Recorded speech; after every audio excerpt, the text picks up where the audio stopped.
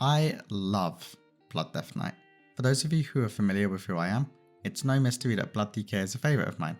But recently, I've noticed a rather annoying trend that Blizzard is trying to force onto us, and that is being stuck inside your Death and Decay.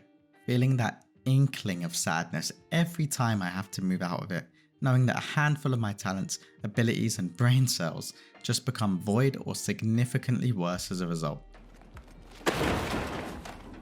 Now though friends, in the War Within it does get better. There is still hope. I'm Nate, a main tank for Method, and this is my first impressions of Blood Death Knight in the new expansion, The War Within. As usual, a huge thank you to everyone who has been tuning into my streams lately over on Twitch, you're the best. Typical disclaimer, this is all subject to change between now and when it goes live. That and during testing we were scaled anywhere between normal and heroic raid item level, and there are so many bugs plaguing our beloved spec on beta right now. Historically speaking, Blood DK has been a spec that hasn't performed the greatest at the beginning of expansions. This was the case for multiple reasons that I won't go into in this video, but we were essentially relegated to a side piece that was only there for the nice grips. Since the inception of Dragonflight, however, that seems to have changed. The War Within has treated us kindly so far. Just like with a lot of specs, the talent tree for Blood DK has had a bit of a transformation. A handful of abilities that were considered a core part of our identity have been made baseline now, thank god. A completely new set of talents have taken over the bottom of the class tree, and with some existing talent reworks scattered throughout, DK is feeling very nice indeed. Now there's a lot to comb over, and as much as I'd like to sit here yapping about every specific talent, gameplay loop or intricacy, I'll leave that to my Twitch streams and make it easy for you by breaking down the most notable parts. If we take a look at the class talent tree first, you'll notice almost immediately after hovering your mouse over the fancy new icons everywhere, that Blizzard have really focused hard on anti-magic shell here. It seems that they are trying to give Death Knight as a whole a bit more class identity other than just being WoW's version of Blitzcrank, and it's working. We've got null magic giving us 10% magic damage reduction and reducing the duration of harmful magic effects by 35%. In that same vein, we can give a similar effect to our allies in the form of a mini AMS and a whopping 50% reduction of the duration of their magical debuffs through Vestigial Shell. We've got Unyielding Will making anti-magic shell 20 seconds less of a cooldown and dispelling all magical effects. There's a lot of magic shells here. And to be honest, it's a really interesting design Blizzard have opted for in regards to effectively reducing damage taken. Not only do these effects have potentially insane implications in all forms of content, but they are pretty unique, which is fairly hard to come by these days. Putting our shell collection aside for now, here's a list of talents that were just straight removed, gone, thrown out the window like I did with my mouse for that one TikTok. Recently I broke my mouse. Damn, this thing is light.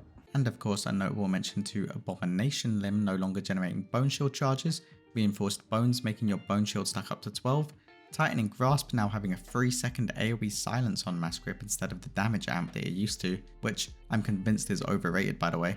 Bone Storm now costing bone shield charges, which once they fix the bug making it not give dancing rune weapon CDR, I assume it's a bug at least, I think it will be absolutely insane value despite feeling pretty awful to press.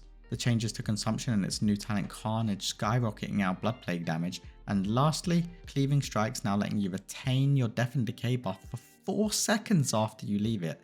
You see how I mentioned earlier that it does get better? Well, it just got better. This talent almost brought a tear to my eye. It's something that's going to take time to readjust to, but this feels like healing from trauma. This is good, we like this. Another thing we like is hero talents, and the first of which I want to talk about being Sanlayan. There are so many bugs with this talent tree I'm beginning to think Bethesda made it. The entire gameplay loop of Sanlayan revolves around Vampiric Strike. Vamp Blood to get Vampiric Strike, Vampiric Strike to get Essence of the Blood Queen, Vampiric Strike to summon Big Chungus, Vampiric Strike to Vampiric Strike harder. There's so much Vampiric Strike going on that I almost forgot about the extra movement speed we can now give our allies, as well as the leech we can provide on Lichborn. There are secondary nodes attached to these which are actually useful, and it's likely going to be a decision that you make on a case-to-case basis. Now on the flip side we have Deathbringer. I immediately fell in love with this tree, mostly because of its damage but partly because I find its gameplay loop much more intuitive and engaging compared to Sanlayan. You get a new ability called Reaper's Mark that's on the global cooldown, and how this essentially works is you press a button on a target, your shadow damage stacks it up, and after 12 seconds or reaching 40 stacks, it explodes for big damn. You then get a free Marrow Rend that when used summons a big ass scythe to exterminate everything. Not only does the tree offer big dam, but it also offers some damage reduction based on rune expenditure and generation, and a little CDR on Lichborn and Raised Dead, which is always welcome, although it does break my god macro, you know, the one we've had most of Dragonflight.